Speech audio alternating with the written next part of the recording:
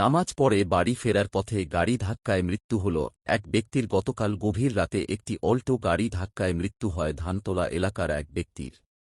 গাইসাল এক গ্রাম পঞ্চায়েতের প্রধান দলিলটি করে প্রধানের গাড়িতে করে নিয়ে আসে ইসলামপুর হাসপাতালে আনার পর কর্মরত চিকিৎসক তাকে মৃত বলে ঘোষণা করে, তবে আজ তা পোস্টমর্টেম হয়। ইসলামপুর পুলিশ মর্গে ঘটনাস্থলে আসে। গাইসাল এক গ্রাম পঞ্চায়েতের প্রধান থেকে মেম্বাররা ঘটনায় শোকের ছায়া নেমে আসে। ধানতলা এলাকায় জানা গেছে, শিলিগুড়ি থেকে রায়গঞ্জের উদ্দেশ্যে যাচ্ছিল গাড়িটি এবং ধানতলা থেকে নামাজ পড়ে বাড়ি ফিরছিল সাইকেল নিয়ে এক ব্যক্তি। ধানতলা বাজার এলাকায় সাইকেল ও গাড়ি সংঘর্ষ হলে সাইকেল আরোহীর মৃত্যু হয়।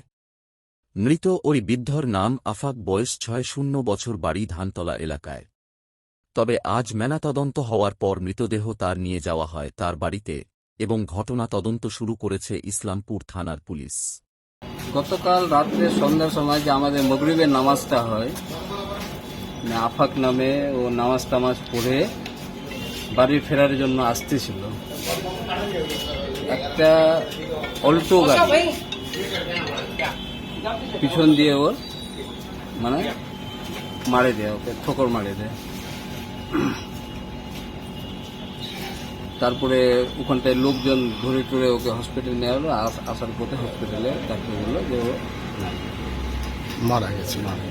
ওর নাম কি হলো যে মারা গেছিল? ওর নাম হলো আফাক। বয়স কত হবে? বয়স ওই 55-60-এর মধ্যে হবে। জাগির বস্তি গেছে।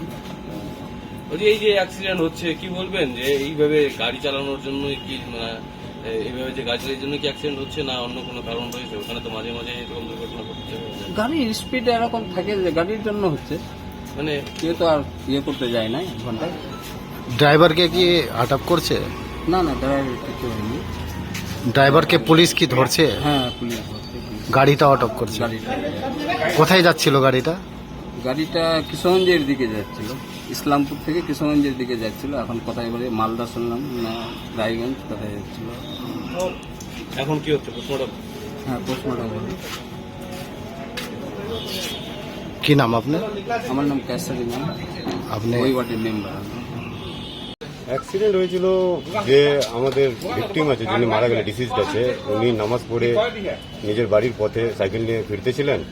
সেই টাইমে একটি ইসলামপুর থেকে কিশনগঞ্জ গামী একটি গাড়ি, অল্টো ছিল রেড কালারের, সেটি দ্রুত গতিতে বেপরোয়া হয়ে ওনাকে হিট করে এবং স্পটে উনি পড়েন। তখন আমরা আবার ওনাকে রিকভার করে গাড়িতে নিয়ে আসি।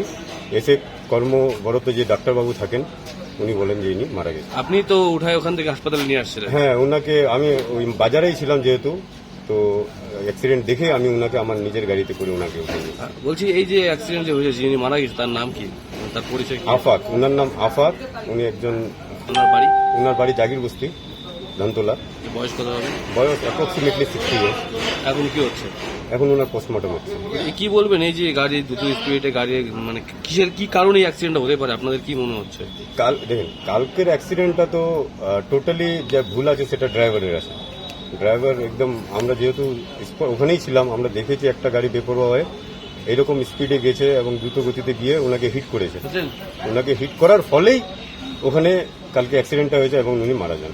আচ্ছা, যে মারা গিয়েছে গাড়িটি বা ড্রাইভারকে গ্রেফতার করা হয়েছে? হ্যাঁ, ড্রাইভারকে গ্রেফতার করা হয়েছে এবং গাড়িটি এখন থানায় আছে। আপনার নাম জানেন কি? ওই ড্রাইভারের নাম? ড্রাইভারের নাম জানেন? আপনার নাম? আমার নাম নদীম আক্তার, অ্যাডভোকেট নদীম আক্তার। আমি গ্যাসলবন গ্রাম পঞ্চায়েতের প্রধান প্রতিনিধি।